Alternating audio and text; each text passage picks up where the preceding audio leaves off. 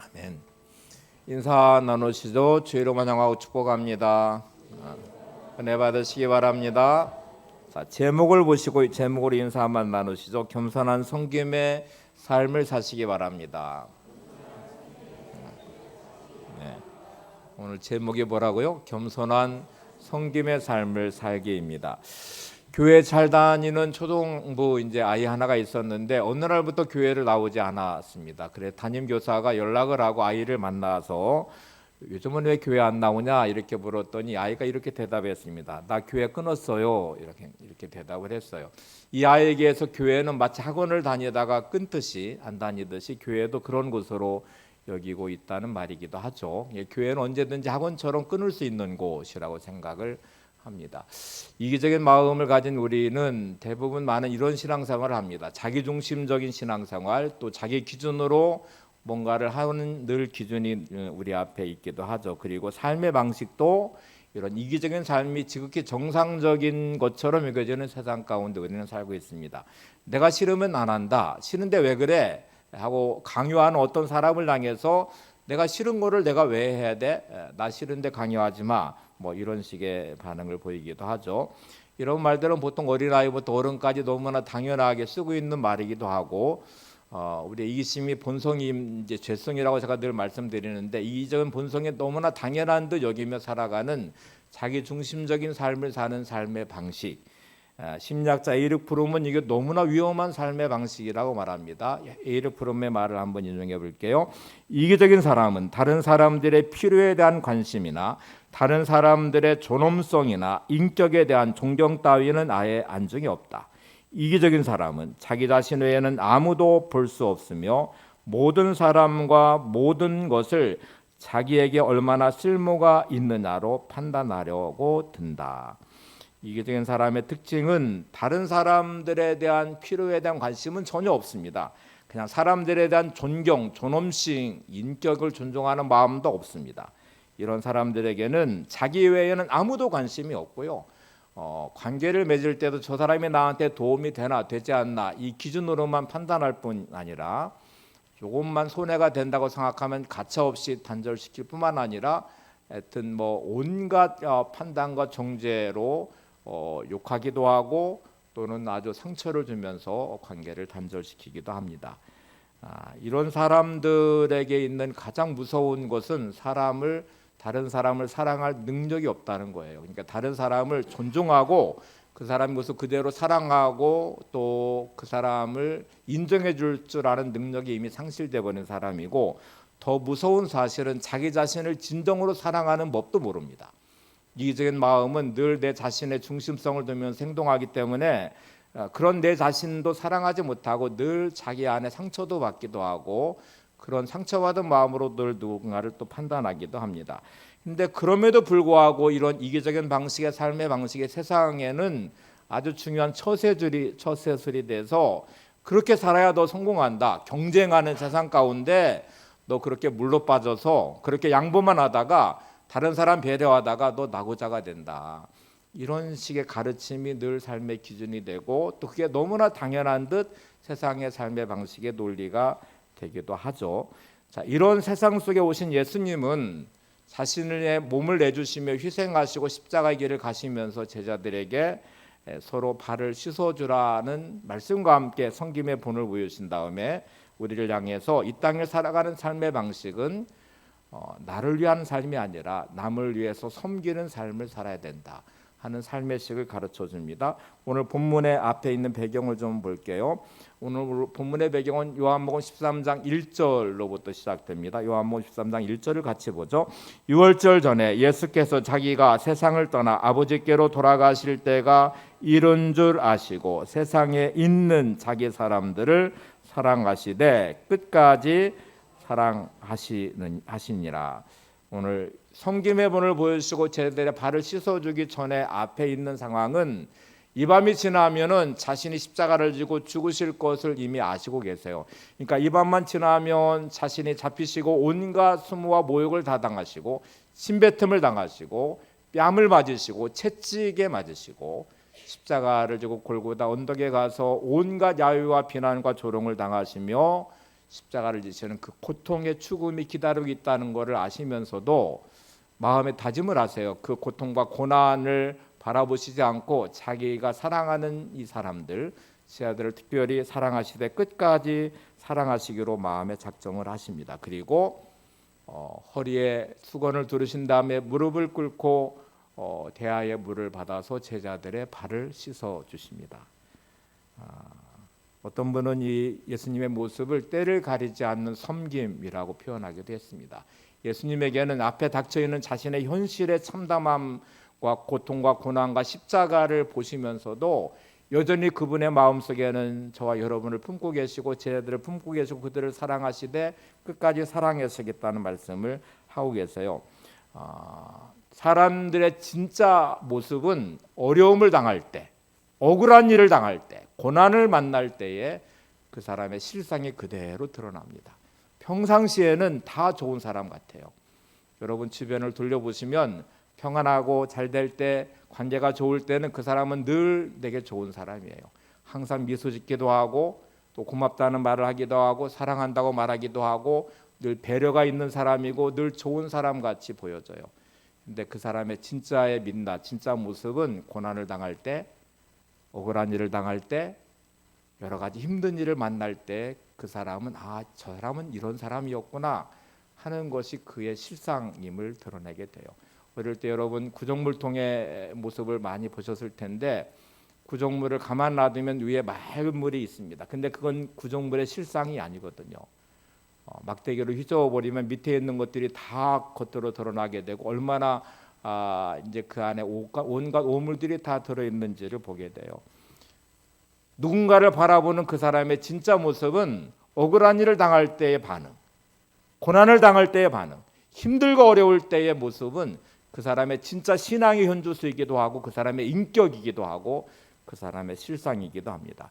되게 어려움을 당하면 많은 사람들은 염려하고 두려워함으로 믿음이 사라져 버립니다.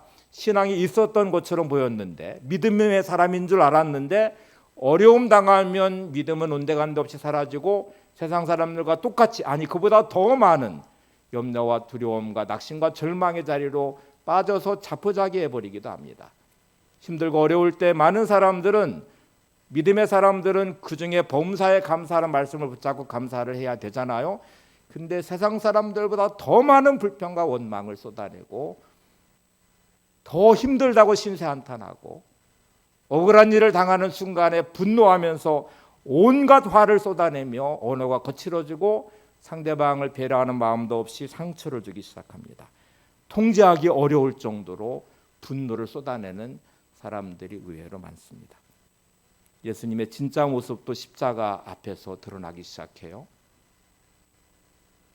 날만 새면 온갖 수모와 고난을 다 당하고 제자들의 배신과 상처가 그 안에 난무할 것이고 예수를 팔아버린 가룟 유다, 3번이나 부인하고 저주하는 베드로, 뿔뿔이 흩어지는 제자들, 따랐던 군중들은 온갖 야유와 조롱을 당하며 주님을 십자가 못 박으라고 외칠 것이고 로마 병정들은 그를 붙잡아 옷을 벗기고 침을 뱉고 뺨을 때리고 조롱할 것이고 온갖 채찍으로 고문을 할 것이고 이렇게 가는 그 끝자락에 주님은 그들을 다 품으시며 저들의 죄를 용서해 달라고 기도하시고 그들도 구원해서 제외하지 않으셨습니다.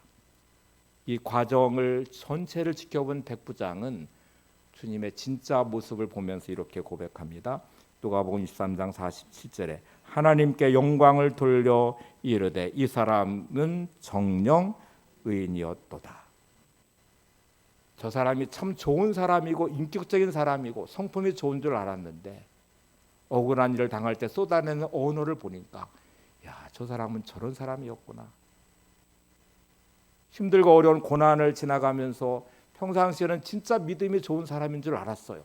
믿음의 언어를 쓰고 믿음의 행동을 했고 믿음의 사람처럼 말씀을 인용하기도 하고 누군가를 격려하는 듯한 모습을 보이면서 저분은 참 믿음이 좋다 그랬는데 어려움을 당하는 순간에 그의 모습 안에는 온갖 염려와 두려움에 묶여서 세상 사람들보다 더 많이 두려워하고 있고 더 많이 염려하고 있고 더 많은 불평과 원망을 쏟아내고 있고 더 많은 분노가 그 안에 쏟아지고 있고 이런 실상들이 그 안에 드러나고 있다는 거죠.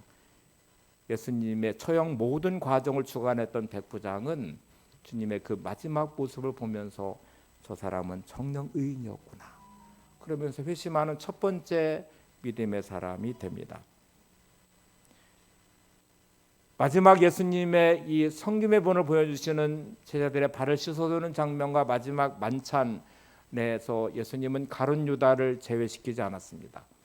가룟 유다가 예수님을 파는 것을 너무 잘 아셨고 그거를 확실히 아셨거든요.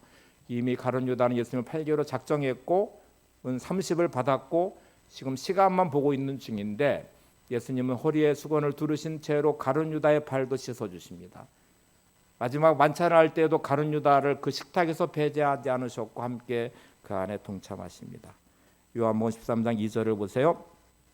마귀가 벌써 시몬의 아들 가룟 유다의 마음에 예수를 팔려는 생각을 넣었더라.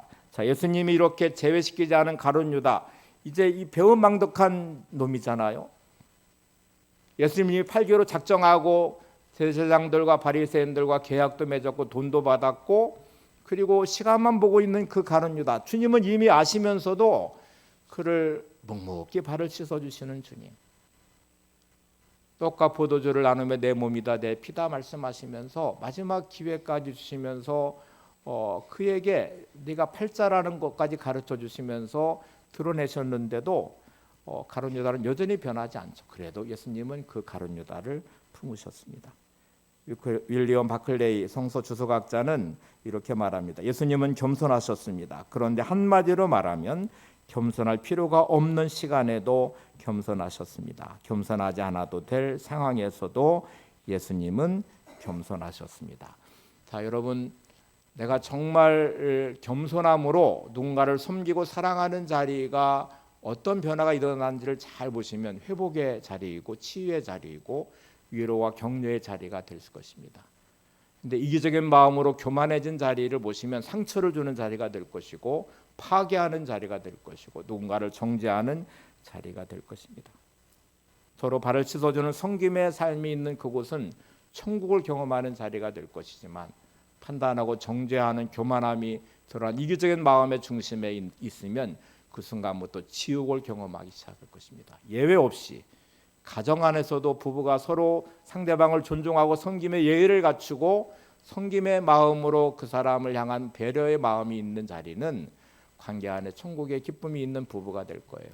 그런데 상처받은 마음, 섭섭한 마음, 힘들다는 이유 때문에 정죄를 하기 시작하고 판단을 하기 시작하고 언어가 거칠어지는 순간에 여러분의 이기적인 마음이 만들어낸 그 상황과 환경과 언어는 아내를, 남편을, 자녀를, 부모를 상처 주기 시작할 것이고 그 순간에 그 과정은 지옥 같은 고통과 아픔을 경험하기 시작할 것입니다.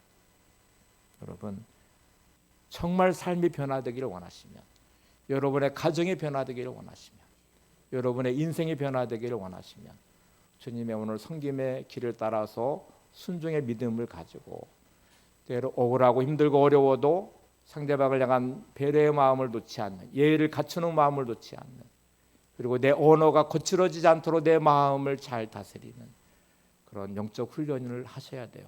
그러니까 이런 마음을 놓치면 우리의 이기적인 본성은 너무나 무섭게 자기 중심적인 생각으로 똘똘 뭉쳐서 섭섭함이 들어오고 분노의 마음이 들어오고 불평과 원망이 시작되면서 그 순간에 이 언어와 행동들은 정말 지옥 같은 상황으로 계속 만들어요. 나를 불태워서 나도 지옥 같은 경험을 하게 만들어요.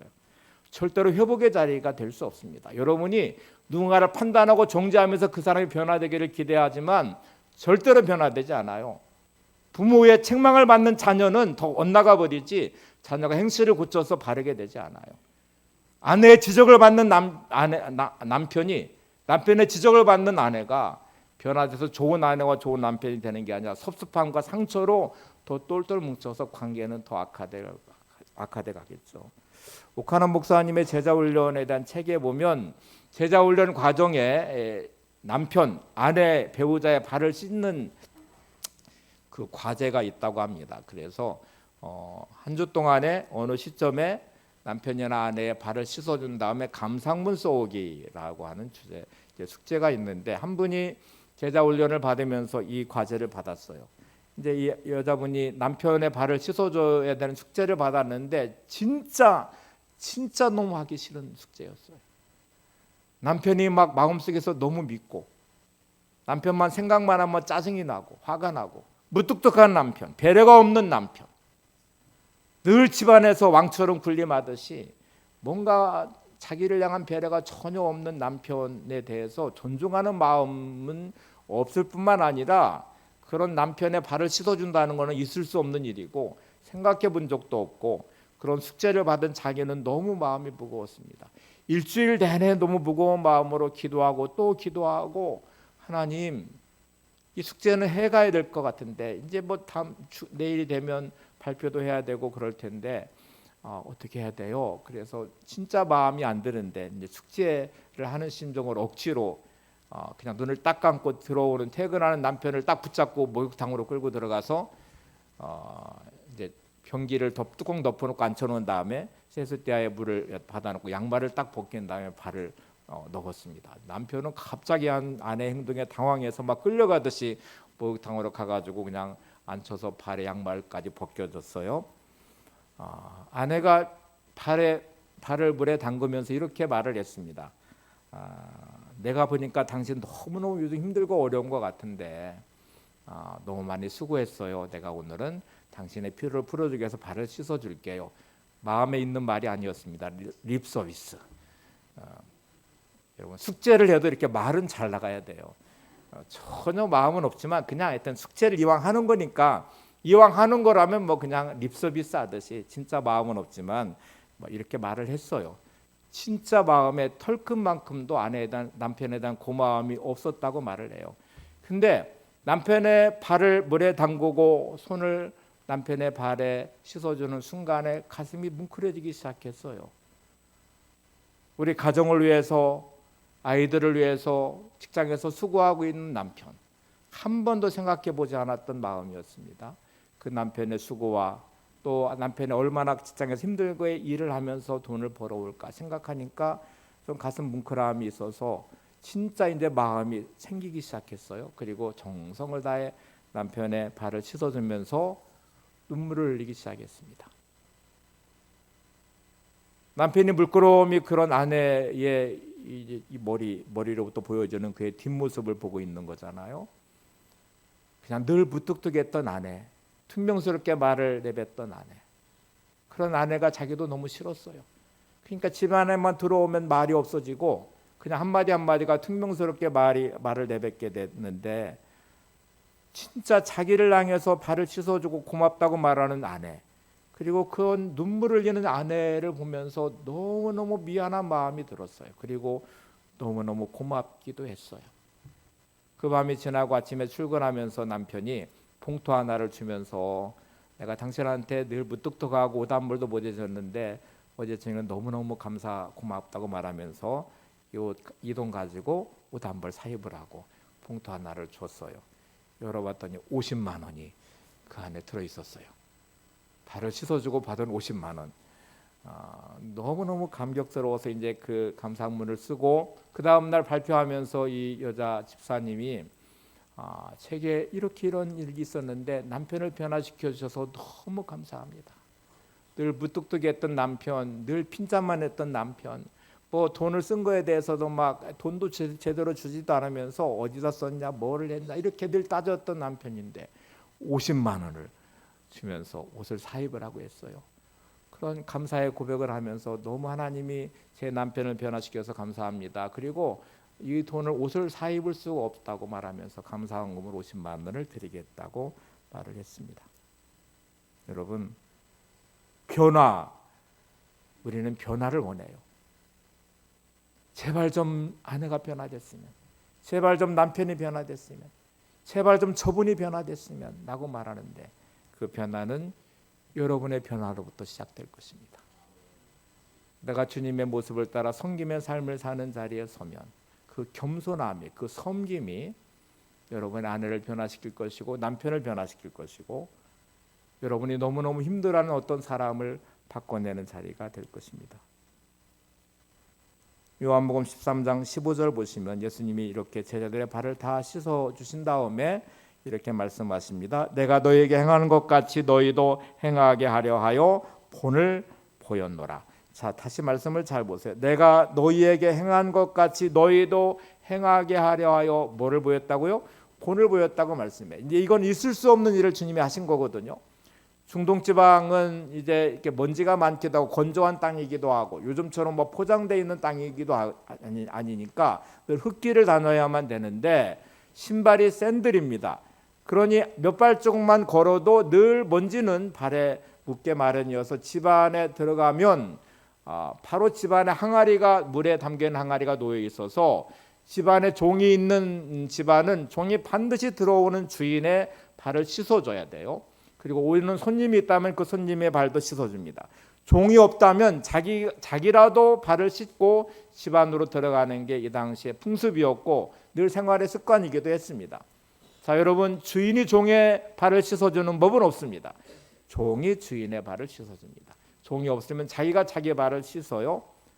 근데 어쩐 일인지 지금 방 안에 들어와 있잖아요. 집 안에 들어와 있는데 제자들의 발을 씻지도 않았고 예수님의 발을 씻어주지도 않았고 너무 피곤해서 했는지 어쨌든 뭐 상황이 이렇게 전개된 상태에 놓여 있는 그 자리에 주님이 허리에다가 수건을 두르신 다음에 대야의 물을 받아 무릎을 꿇고 제자들의 발을 씻어주기 시작하셨습니다. 그리고 나서 이렇게 말씀하신 점, 내가 너에게 행한 것 같이 너희도 행하게 하여 본을 보였노라. 자, 이 상황이 날만 새면 십자가를 지셔야 되는 정말 죽음 앞에 둔 너무나 고통스러운 밤이에요. 이 모든 절차가 끝난 다음에 주님이 겟세마네 동산에 기도를 드릴 때 땀방울이 핏방울이 될 만큼 기도하시잖아요. 근데 이 마지막 순간에 제자들에게 본을 보여줘서 행하고 계신 이 모습, 너희들도 행하게 하려 하여 본을 보였다고 말씀하신 이 모습은 섬김의 모습이에요. 스승이 제자의 발을 씻어주면서 너희들도 이렇게 섬겨라. 나는 이런 자격이 있어. 나는 대접받아야 돼. 네가 나한테 왜 이렇게, 너는 예의도 없어. 섭섭해. 막 이렇게 뭔가 따지는 게 아니고요.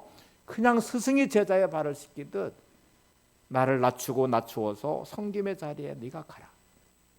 이게 하늘의 시기고 앞으로 너희들이 살아야 될 삶의 시기라고 가르쳐줍니다. 모든 경기에는 룰이라는 게 있습니다. 경기의 방식이 존재해요.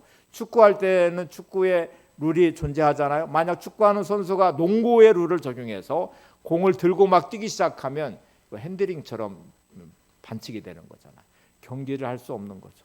세상은 온통 이기적인 마음으로 살아가는 경쟁의 세상 속에 이게 세상의 시기고 성공하는 방식이고 그렇게 살라고 가르치고 있습니다.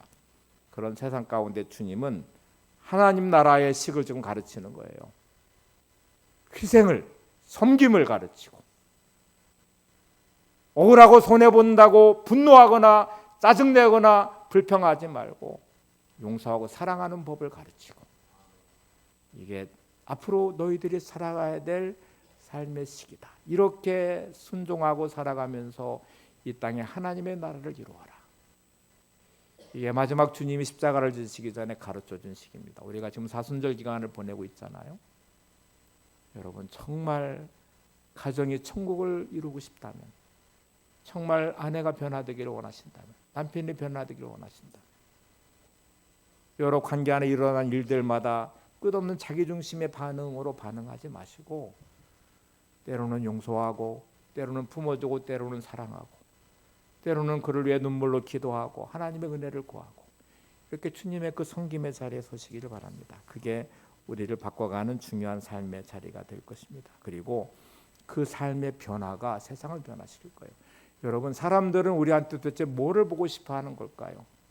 돈 많은 부자, 출세한 어떤 사람, 명예를 얻은 사람, 권력을 얻은 사람을 보면서 여러분 예수 믿으니까 저렇게 돼 하고 부러워하는 삶일까요? 초대교회가 그런 방식으로 세상을 바꿔냈을까요?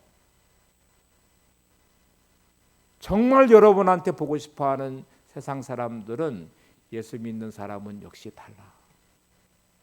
억울한 일을 당하고 있는데도 잠잠하고 있고 때로 손해보는데도 미소를 잃지 않고 직장에서 분주하게 일할 때는 얼마나 이게 나도 힘들어요. 그럼 옆에 사람을 배려할 마음도 없어지고요.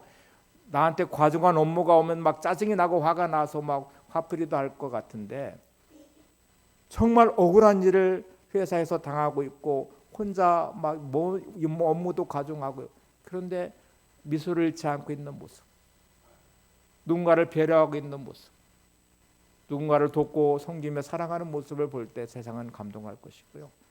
그때 믿는 사람의 진짜 모습이 드러날 거예요. 여러분, 주님 행하시는 이 모습을 주님은 따라서 좀 해라. 내가 행하는 것처럼 너희들도 그렇게 살기를 원하며 내가 본을 보였다고 말씀을 합니다. 데이빗 케이프가 쓴 책 하나가 있습니다. 주님 음성에 그대로 순종한 예수를 위한 바보. 여러분 책에는 예수를 위한 바보만 보이고 위에 작은 글씨는 보이지 않죠. 주님의 음성에 그대로 순종한 예수를 위한 바보. 좀 제목이 깁니다. 데이빗 케이프가 어느 날 마음에 큰 감동과 하나님의 음성을 들어요. 남아프리카 공화국이 이때는 흑인과 백인의 차별이 너무너무 심하고 흑인 차별이 너무 심하고 막 분쟁과 갈등과 폭동과 살인도 일어나고 있는 흑인과 백인의 갈등이 최정점에 치달았을 때에 데이빗 케이프에게 남아프리카 공화국으로 가라, 소웨토라는 도시로 가라고 말씀하시면서 사람들의 발을 씻어 주라고 말씀을 하십니다. 그 마음에 감동이 들었는데 이게 지금 말도 안 되는 거예요. 생뚱맞게 남아프리카 공화국에 가서 사람들의 발을 씻어주고 생뚱맞게 발 씻으라고 말하며 뭐 하는 것도 참 이상하잖아요. 그렇게 말씀하시고 그 길을 가라고 하시는데 데이빗 케이프가 순종하면서 이제 남아프리카 공화국 소웨토라는 곳으로 갔습니다. 책 그림에 보시면 배낭을 메고 있는 모습이 보이죠. 이게 이제 물이 담아 있는 통에다가 조그만 이제 테스테야를 가지고 길거리를 다니면서 만나는 사람들에게 발을 씻어 주는 것입니다. 티셔츠 하나를 입었는데 그 티셔츠에는 이렇게 써 있었어요. 예수님이 씻긴 발은 행복한 발입니다. 티셔츠의 문구가 예수님이 씻긴 발은 무슨 발이에요? 행복한 발입니다. 이렇게 이제 문구를 새긴 티셔츠를 입고 다니면서 발을 씻어 기도를 했어요. 하나님, 내가 가다가 첫 번째 만나는 사람의 발을 씻겠습니다. 근데 그 소웨토라는 도시에 조직 폭력배 4명이 한꺼번에 눈앞에 나타났어요. 그냥 그 자체로 두려움이잖아요. 막 우람한 덩치에 막 우락부락하고 그 4명이나 막 이렇게 몰려서 다가오고 있는데 용기를 내서 예수님께서 명령하시기를 당신들의 발을 씻어주라고 하십니다. 티셔츠에 새긴 문구처럼 예수님이 씻긴 발은 행복한 발입니다 하고 말하면서 세숫대를 내려놓고 물을 거기다 붓기 시작했어요. 그런데 놀랍게 4명의 이 조직 폭력죄가 그냥 순순히 양말을 벗고 발을 내줬어요. 아마 호기심이었을 수도 있고 이게 무슨 일이야 그럴 수도 있는데 4명의 발을 다 씻어줬는데 한 명이 감동이 돼서 내가 당신과 동행하겠습니다 하고 그 다음부터 이 조직폭력 중에 한 사람이 데이빗 케이프와 동행을 시작했습니다. 아주 옆에 든든한 보디가드를 두은 것처럼 다니면서 용기를 내서 뭐 사람들의 발을 씻어주기 시작했는데 이 책에는 그렇게 생긴 변화들에 대한 이야기가 기록되어 있어요. 그 중에 한 부분만 제가 인용해 볼게요. 이렇게 말합니다. 지금까지 얼마나 많은 사람을 고속도로에서 또는 샛길에서 만나 그들의 발을 씻겼는지 모르지만 아마도 좋게 수천 명은 될 것이다. 다만 하나님께서 내게 가르쳐 주신 것이 있다. 하나님 나라에서는 성공이나 실패가 없고 오직 순종만 있을 뿐이다. 내가 하루에 20-30명의 발을 씻기면 그날은 성공한 날인가? 그렇지 않다. 하나님은 중심을 보신다. 하나님이 우리에게 원하시고 찾는 단 한 가지는 우리가 그분의 신실한 자녀로 그분께 순종하는 것이다. 자, 여러분 잘 보셔야 됩니다. 하나님의 진짜 관심은 여러분들의 성공과 실패에 있는 게 아니에요. 하나님에게는 그럴 만한 충분한 능력이 있어서 아무리 실패해도 여러분의 삶에 기적을 만들어내실 수 있는 분이고요. 아무리 성공이다 하루아침에 무너뜨릴 수 있는 분이에요. 하나님의 진짜 관심은 말도 안 되는 것 같지만 순종할 수 있는가 하는 믿음을 보고 원하세요. 이해할 수 없지만 너무 힘들고 어렵지만 하늘 소망 가지고 믿음으로 오늘도 서며 하나님을 향하여 감사할 수 있는 사람, 말씀 붙잡고 씨름하면서 진짜 믿고 원망스럽고 원수 같고 그런 사람을 사랑하기를 소망하고 용서를 위한 기도를 하며 용서할 수 있는 사람이 되기를 원하는 사람.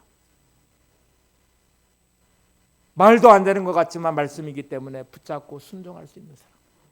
데이브 KF가 깨달은 바는 그거예요. 발을 씻어준다고 무슨 변화가 일어나겠어요.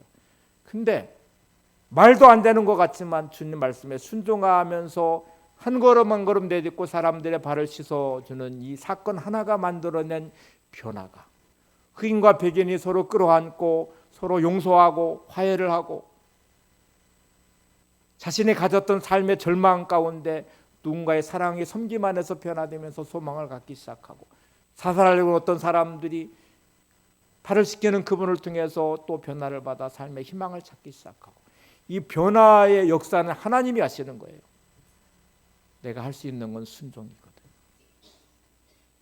여러분의 가정 안에서 일어나는 분노, 원망, 미움을 내려놓으시고 사랑의 훈련을 하셔야 돼요.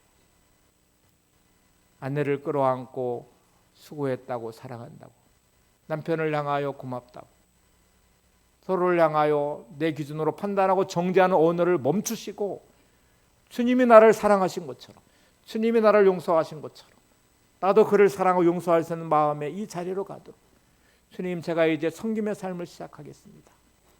수건을 두르고 제자들의 발을 씻긴 주님처럼 저도 무릎을 꿇고 누군가를 섬길 수 있는 사람이 되겠습니다. 나는 늘 불편함으로 누군가를 판단하고 정죄했던 내 이 삶의 기준을 내려놓고 용서하고 이해하고 긍휼히 여기는 마음으로 살아가는 사람이 되겠습니다. 오늘도 이 마음을 가지시고 여러분의 삶을 세워가는 시작이 되시면 좋겠어요. 이 모든 말씀을 마치신 주님은 마지막 결론으로 이렇게 말씀하십니다. 요한복음 13장 17절, 너희가 이것을 알고 행하면 복이 있으리라. 너희가 이것을 알고 행하면 복이 있으리라. 이때 복은 도대체 무슨 복일까요? 그렇게 했더니 나는 막 갑자기 돈을 많이 벌게 돼서, 그렇게 했더니 내가 하는 일이 잘 돼, 그런 거를 말하는 게 아닙니다. 여러분, 이렇게 알고 행하면 내 마음에 평안이 찾아올 것입니다. 내 마음의 미움과 분노가 사라지며 용서하는 마음이 찾아올 것입니다. 세상 일이 힘들고 어려워도 내 안에 있는 참된 기쁨과 행복이 찾아올 것입니다. 그리고 이것이 진짜 하나님이 주시는 복임을 알게 될 거예요. 오스트리아의 에들러라는 이 정신과 의사인데요, 이분이 수많은 우울증 환자들이 찾아왔을 때마다 했던 방식이 있어요. 이게 거의 100% 치료를 했다고 합니다. 자, 이분의 말을 한번 보세요. 당신은 가서 2주일 동안 매일 남을 기쁘게 하기 위해서 무슨 일을 할까? 그것만 골똘히 생각하고 한번 실천해 보세요. 2주일 동안만 그렇게 살면 당신 병은 깨끗이 나을 것입니다. 우울증 환자의 중요한 이유는 이기심이 만들어낸 마음이에요. 이 마음의 병, 왜 짜증스럽고, 왜 화가 나고, 왜 우울하고, 왜 분노하고, 다 그 마음의 이기적인 마음이 만들어낸 무서운 현상이고 결과이거든요. 근데 이기적인 마음을 내려놓고 누군가를 섬기기 시작하면, 누군가를 향해 내가 마음을 열고 그 목적과 방향을 그쪽으로 향하면 놀랍게 우울증은 치료가 되더라는 거예요. 변화는 이렇게 일어나는 것입니다. 여러분 마음의 섭섭함은 이기적인 마음이 만들어낸 모습이에요. 우울한 마음, 짜증스러운 마음, 분노하는 마음은 다 여러분의 마음의 이 중심의 이기적인 마음이 만들어낸 결과예요. 누군가를 향해 섬김의 모습을 가질 때 왜 짜증이 나나요? 그가 불쌍히 여겨지는 긍휼의 마음이 드는데 왜 분노하나요? 부모가 아이를 키울 때 그 막 똥을 싸고 뭐 오줌을 싸놓고 막 여기저기 사고를 치는 아이, 그래도 예뻐 보이는 부모의 마음은 사랑의 마음이 있기 때문에 자기 이기심으로 만들어낸 마음은 아니거든요. 근데 우리는 어느 순간부터 주님의 마음을 내려놓고 세상의 이기적인 마음의 죄성을 가지고 살기 시작합니다. 이게 진짜 무서운 마음이고 파괴적인 마음이에요. 여러분, 누군가를 귀히 여기는 마음으로 섬김의 자세로 아내를 바라보고 남편을 바라보고 성도들을 바라보고 이웃을 바라보면 왜 거기가 짜증이 나고 화가 나고 분노할 수 있겠어요? 그때 찾아오는 내 마음은 평안일 것이고 기쁨일 것이고 사랑의 마음을 갖게 될 것입니다. 오늘도 이 마음이 여러분 안에 가득하시기를 바랍니다. 우리가 지금 사순절 기간을 보내고 다음 주 이제 고난주간, 종료절 고난주간이 시작될 거예요. 다음 주 십자가에 대한 의미를 더 깊이 한번 살펴보려고 하는데, 여러분 오늘도 주님 마음이 내 안에 있기를, 주님이 마지막 가시는 그 길 안에서 저희들 살아갈 때 끝까지 사랑, 그 안에 배신하는 가룟 유다, 팔아버린 가룟, 3번 부인하고 저주하는 베드로, 뿔뿔이 흩어지는 제자들, 배은망덕하고 진짜 어떻게 이럴 수 있어라고 상처받을 수 있는 마음이지만 주님은 이미 다 아시잖아요. 근데 그들을 끝까지 사랑하시겠다고 말씀하시고 자기를 죽이는 무리들을 향하여 용서의 기도를 드리신 주님의 모습이 세상을 변화시키는 복음이 된 것처럼 오늘도 우리가 그 안에서 아름다운 삶으로 세워가시기를 바랍니다. 마지막으로 요한복음 13장 15절을 보죠. 내가 너에게 행한 것 같이 너희도 행하게 하려 하여 본을 보였노라. 아멘. 섬김 찬양 가사 한번 읽고 찬양하겠습니다. 같이 보세요. 시작. 하늘의 영광을 다 버리고 낮은 이곳에 내려오신 주, 죽기까지 나를 사랑하신 그 사랑 얼마나 큰지. 우리가 높아지면 그가 낮추시리, 우리가 낮아지면 그가 높이시리. 하나님이 원하시는 세상으로 나 자신을 낮추는 섬김으로 내 발을 닦아주사 먼저 섬기시고 서로 사랑하라고 말씀하시었네. 하나님이 원하시는 세상으로 내 자신을 드리는 섬김의 모습이 되기를. 아멘. 함께 찬양하겠습니다.